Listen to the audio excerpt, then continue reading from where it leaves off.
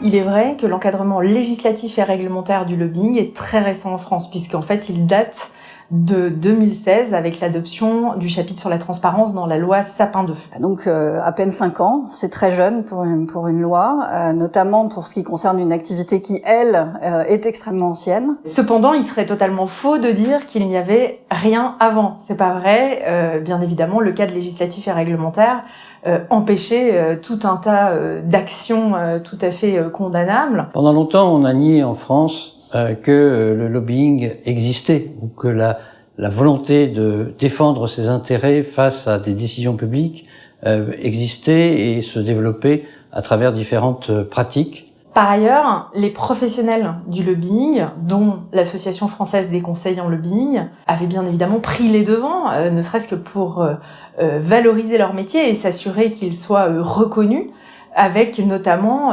l'établissement de chartes de déontologie. Celle de la FCL est très ancienne, elle date de 1991, c'est une des plus anciennes. Donc la loi Sapin, elle est venue compléter, elle est venue d'abord reconnaître que la conversation entre le privé et le public n'est pas nécessairement constituée d'un délit, mais qu'au contraire, elle est nécessaire, elle existe et elle est reconnue comme étant une activité légitime. Et on est allé vers un mouvement de plus en plus fort de réglementation, notamment pour organiser la transparence de cette pratique qui est absolument indispensable pour la démocratie et pour le bon exercice de l'autorité publique dans le cadre d'une démocratie parlementaire apaisée.